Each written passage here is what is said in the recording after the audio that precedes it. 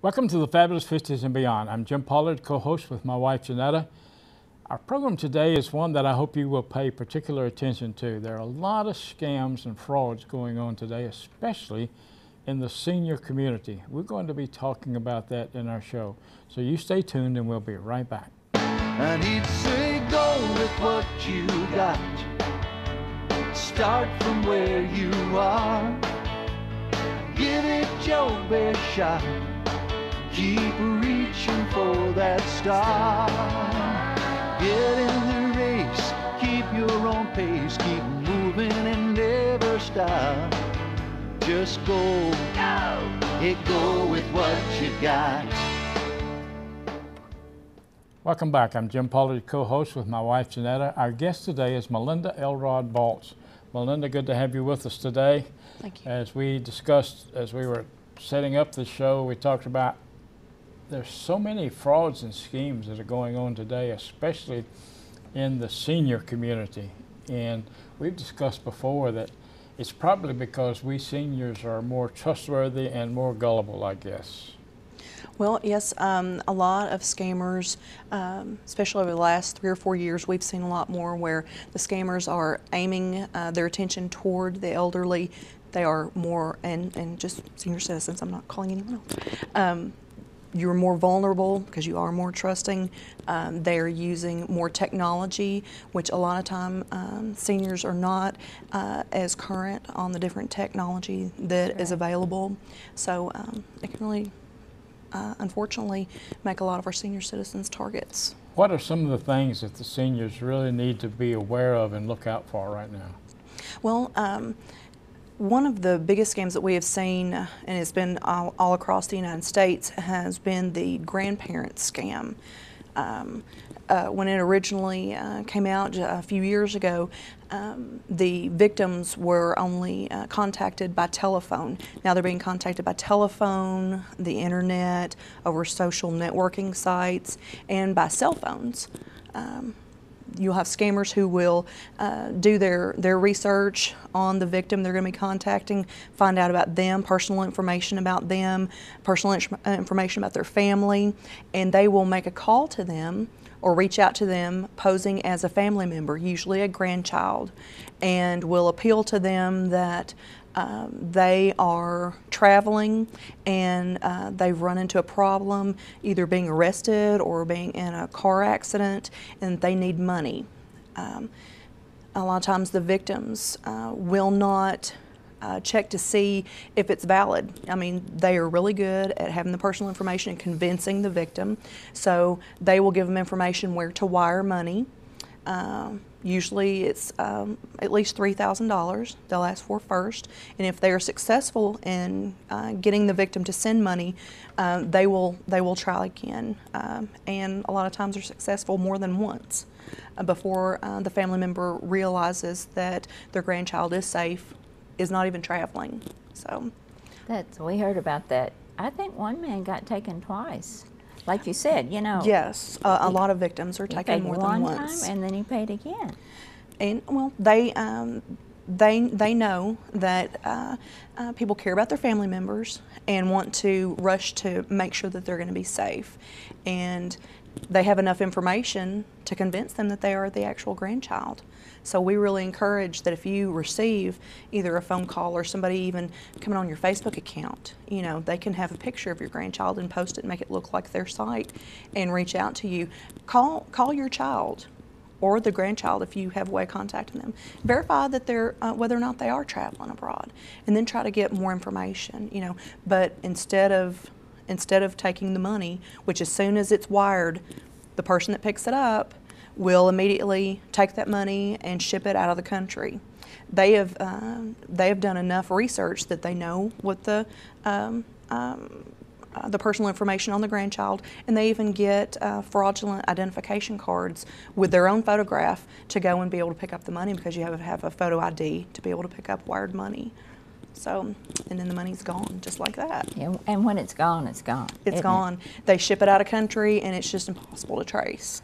That's sad. I mean, and yet it's going on. And I don't understand. I'm on the internet and I'm on the social networks heavy. Yes, sir. But I don't understand why a person would say, I'm going to such and such a place tonight.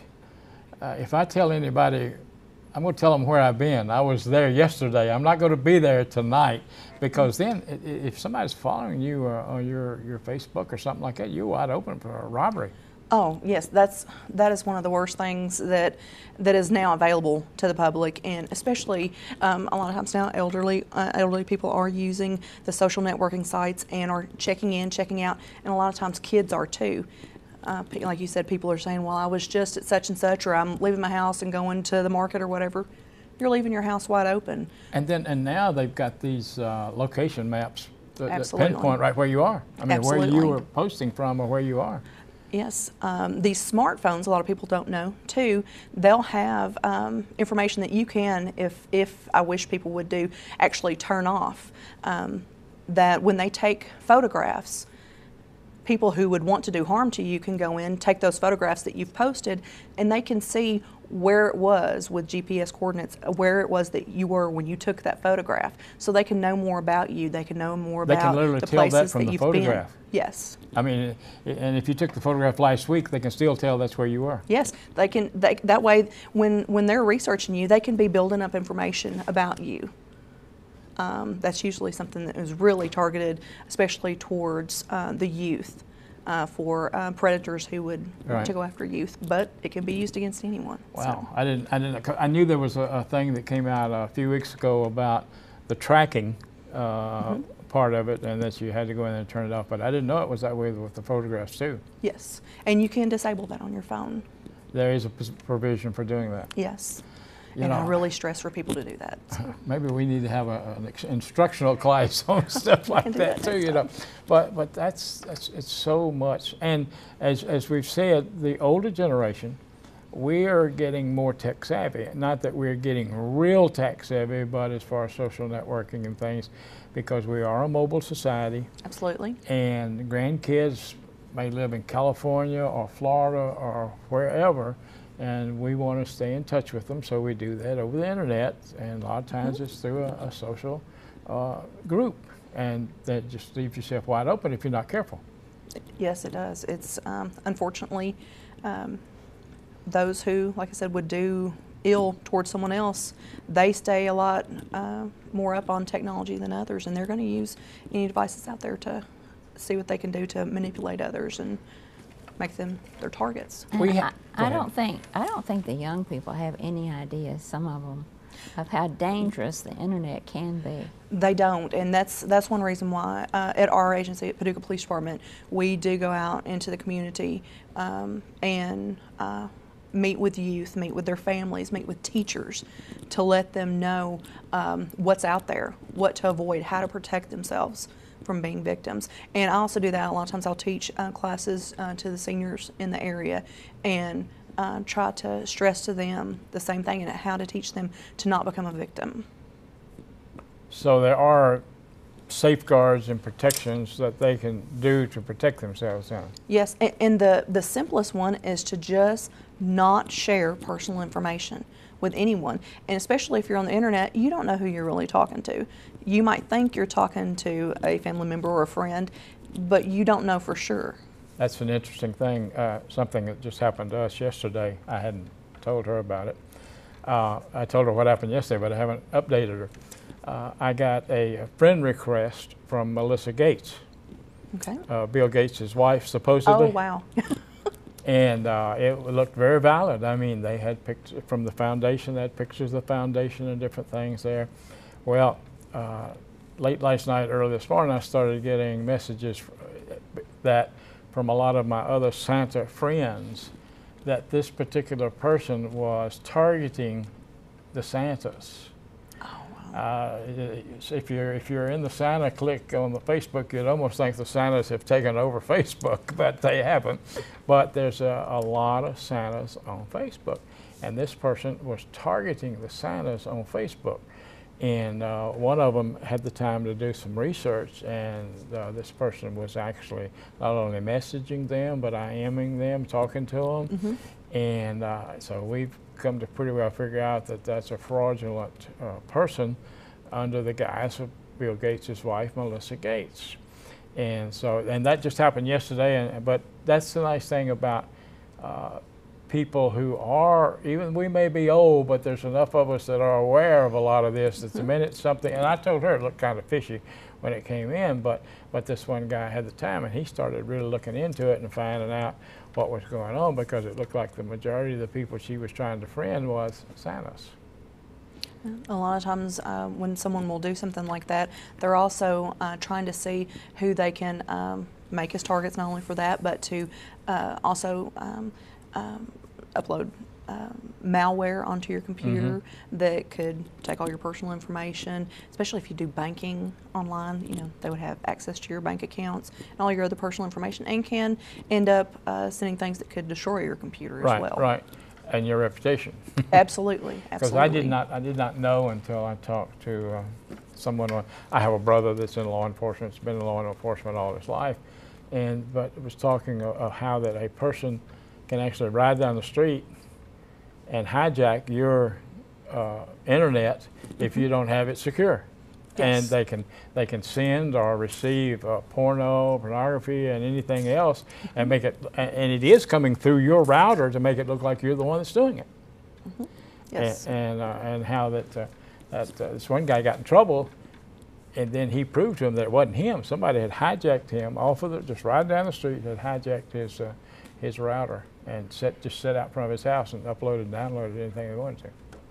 That's pretty widespread. That's why when our agency or any other agency that deals a lot with any cases dealing with computers, I mean, the investigations are very in depth, because you have to make sure that it's not someone else trying to, right. You know, Trying to ride off them. Yes. Well, we talked about the particular family fraud thing. What are some of the others that are going on out there? As anybody that has been awake any time in the last 2 years knows, Paducah has had a lot of instances of severe weather. So we've had the ice storm, snowstorms, floods, and when you have that, a lot of times you're going to have people swarm to the area that are going to be doing scams, whether it be posing as contractors or aid workers, and a lot of times they will target senior citizens. So one thing that we really like to stress, especially during the summertime, you're going to see a lot more. You have scammers or travelers that come into areas, and they will go through neighborhoods and say, hey, you know, let us look at your roof. You know, we've been doing roofs in the area, we have some extra materials, let us check out your roof. Or we see you have a paved drive, we have some extra sealant. When's the last time you sealed your drive? You've got to take care of your drive, let us take care of that for you. You just give us this certain amount of money up front, or we need to go get some more supplies, you go in and pay for it and we'll come back and fix it. And you get taken, you know, for a ride. Or they'll approach you, we are doing floor repair or installing new carpet or new tile. How about you let us come in and see what your kitchen looks like? You know, you need a good looking kitchen, we've got good prices, you know, and it might be more than one person. And while that person is talking to the victim, somebody else is going through the house and taking what they can. Or seeing what's there and plan on coming back later. So you have to really beware. Don't let those people, you know, in your house. You can say no. That's another issue. We're raised to be polite. I always, when I'm talking with ladies, we do, you know, different classes, especially for ladies. You know, you are always told to be polite and be a lady. Well, it's okay in certain instances to be firm and say no. You don't have to let these people in your house. It's for your own protection. And if you feel that someone is acting suspicious, coming up to your house, something like that, you can always call the police, or if you live in the county, call the sheriff's department. They would be more than happy to send somebody out there to check them out and to help protect you and your property. Well, Malinda, we're halfway through. Wonderful. Believe it or not. It's gone quick. So we're learning a lot, and I just can't stress how important it is to those of you in our audience out there that you listen to what Malinda is saying to us and the things that are going on, because you know we don't want you to be a victim, and that's what you become, is a victim of a scam or a ripoff or a scheme to some of these things that are going on today. So you stay tuned, and we'll be right back right after this announcement. We'll be talking about some other things.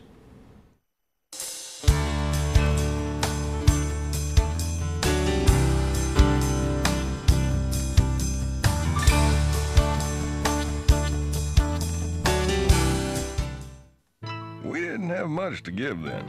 So when they showed up, firing them mean looks around the place and staring us down on prices, well, I was angry.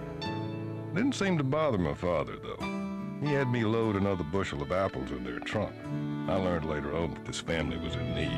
The greatest gift we give, it's in our heart, what we believe, the way we live. Caring for others. Pass it on. And he'd say, go with what you got. Start from where you are. Give it your best shot. Keep reaching for that star. Get in the race, keep your own pace, keep moving and never stop. Just go, go with what you got. Welcome back. We're talking about a very serious topic today, and I hope you're paying attention and that you will listen to what Malinda has to say to us today as we talk about schemes and frauds. And these schemes and frauds are taking place every day.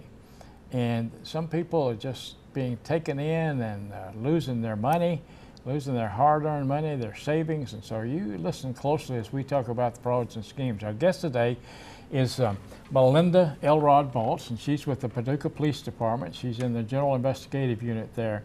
And by the way, Malinda, from what I'm gathering is that you go out and do seminars and talks and things for schools and different senior, would you do those for like the senior groups? Absolutely, yes. You know, like, because we know that we have a lot of senior centers around the area. Have you ever been to the Paducah Senior Center and done one? I think it's been quite a while. Recently I did one at another retirement center probably about 3 weeks ago. Yeah.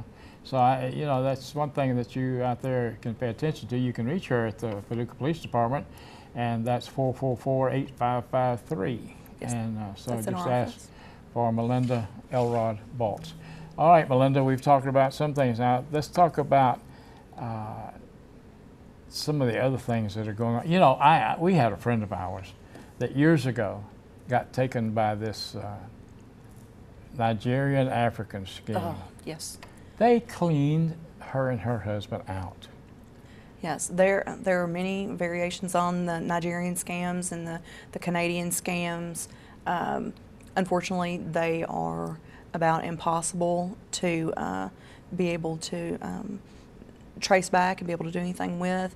One that is pretty rampant right now is once again dealing with the social networks. A lot of these scammers will contact people over different social networking sites and befriend them and enter into what the victim thinks is an online romantic relationship, and will convince them that they are very well off, and as time goes on, they might even make plans to maybe one day be able to meet each other, but then something happens and they start asking for money.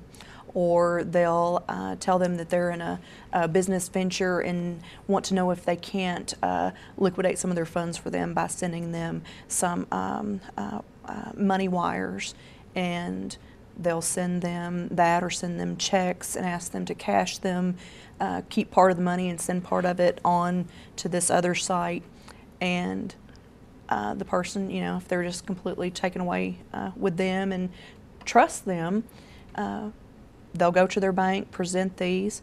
Those take a whole lot longer than regular checks to clear, and they might think they've cleared, but then maybe a month later they find it hasn't, and then they are responsible for the entire amount.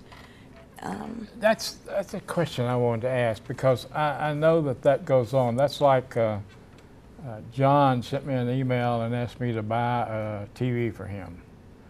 And he says, I'll send you twice the amount of money or 1.5 times the money because I can't buy it somewhere where I live. So That is a huge red flag. I buy the TV for $1,000, and he sends me a $1,500 check and says send him the $500 or whatever back plus the TV. All of a sudden, you get hung that you bought a TV and you've got a bad check to pay for it too, right? Absolutely, and you are financially responsible for that debt through your bank. Well, that was another thing that you brought up that I had wondered about. It takes longer for their checks. Are they usually foreign checks? Is that what it is? Well, the type checks they'll send, if they're from farther off, they take longer to clear. Also, banks have, become wary of these and will hold them longer until they can actually verify that they are good. Sometimes they are traveler's checks, things like that they'll try instead. So it just does take longer. And there's also, I would think it's more men, but women too, who will become, close with somebody, think they're going to marry them or something, yes, all this stuff, and then they give them all their money or make it so that they can get to their money, and they end up with taking everything they've got. Absolutely, yes. Unfortunately, I mean, that is very widespread in society today. I think some of these people are so lonely. That's one of the biggest that they things will is just loneliness. do almost anything for attention. And sometimes their approach is from the opposite direction, promising wealth for someone. The economy's bad. Sometimes people come very desperate for money, and if somebody approaches them with something that looks like it's too good to be true, but they're banking on it, their hope is being put in that because they feel like there's no other options, and then they find out that it was too good to be true. Right. And they say that if it sounds too good, it usually is. Absolutely. It usually Absolutely. is. I tell you, there's just so much of that going on out there today, and I just wish that we could impress upon our viewers how important it is that they don't give away their personal information. Even if it's someone who you think is reputable. A lot of scammers now are setting up websites that mimic like your bank's website. They'll use their icons, their logos and everything, and they might send you a text message, or they might call you and say, there's a problem with your account, please call and verify information. Your bank will never, ever, ever call and ask you for information. You filled out any information they will ever need when you applied for your account. So they would never do that. We've had a lot of that go on lately. People getting text messages, this is so-and-so bank, your card has been suspended, call us right away. And they'll do it, sounds like the bank. Sometimes they'll even have a number that is either similar to the bank or one where people are going to answer saying that they're that bank. You give the information, it takes a matter of minutes to clean out your account. I have, if it was on my phone, I'd say on speed dial, but it's on my computer, so it's in speed address, and that's one that says spoof at paypal.com. Oh, yes. Because there's so many, I get those all the time, using PayPal as one of my payment entrants. I get spoof emails constantly trying to get my information. And Yes. but eBay is another one. I mean, and I know a lot of people use eBay today. Yes. eBay That, is one you've got to be Craigslist. very careful of. And not that it's eBay you got to be careful of, but it's those who are scamming or scheming off of the eBay account that you've got to be careful of. And another thing that I guess we haven't covered, and that is people using Craigslist and VCI and these others. And I'm not saying that they're bad, but if you go to sell something to somebody, you better meet them in a public place. Yes. Always meet someone in a public place. That should be a red flag to you if you are going to be purchasing something or even selling something to someone, Right. and they want to meet you in a real closed off location. Absolutely do not, never do that. Always meet in a public location, and if you can, have someone with you. Right, that's what I've heard, because if you're going to buy something, they know you're going to have cash with you, most likely. If you say, well, I got to have cash, you're going to have the cash with you, and you're just subject to being robbed, just not. Yes, and you might even be just approached out in public. So that's why it's a good reason we always, especially when I'm having classes for females or self-defense class for females, we always stress to them, change up your routine. Don't have the same routine every day. Scammers do their homework. They watch their victims. If they're in the area, they're going to do their research. They'll watch your habits. They'll see what your schedule is. They'll see what routes you take every day. Change it up, you know, or someone who's going to be scoping you out to maybe break into your home or come, you know, might attack you or something to that effect. They're going to be scoping you out. They're going to be watching you. So always change up your routines. Go ahead. Well, I don't know what you're going to say. I was just going to say, we had another friend when we lived in Florida who bought a town car, and I think he paid $10,000. It was worth 13 or 15, and he got a good deal. And later on, the police came to him and said, "We got to have that car." It was a stolen car. He didn't steal it, but he bought it from somebody that stole it, and he lost it. You know, he said, when they came to me, and I got to thinking about how I bought it. He said, "I knew I was dumb," because the guy always met him in the parking lot of the condo, never let him come into the condo and everything, and they traded the money there in the parking lot of the condo. And he said, "I enjoyed the car for a while, and then the police came after it, you know." But what I started to say, he's a minister also, and in South Florida one night he had a wedding, and the church was just like a block from our house. I didn't go because I didn't know the people. Well, we were going to go out to dinner after he came home. So he came home, and of course he was all dressed up, you know, and we noticed this car go by our house real slow. And then we could go down to the church and still see our house. And we saw him circle again after we had left. We said, "We're not going anywhere." We went home. But I have a feeling that if we had gone on out that night, that we would have been broken into. You just have to be aware. Yes, you always need to be aware of your surroundings. Especially in South Florida where we lived. Yeah, it was a whole lot worse than here. Yeah, we lived in a changing community, and our church, our pastor was a changing church. So it was our ministry, you know, but you just need to be aware. As they say, you're always running in yellow and not green. I've learned those signals also. But Malinda, it's been good having you. We're out of time, believe it or not. But it's been good having you, and I hope you people out there have learned something today. And if you have any problems, call the police department. Call Malinda or call Sheriff Hayden. Either one of them, they'll be glad to work with you any way they can if you're having any frauds like that. But remember, go ahead. What you going to say? I was just going to say, please listen to our shows. We try to have informative information like this for you, and we hope to help you as we can. Now remember, use it or lose it.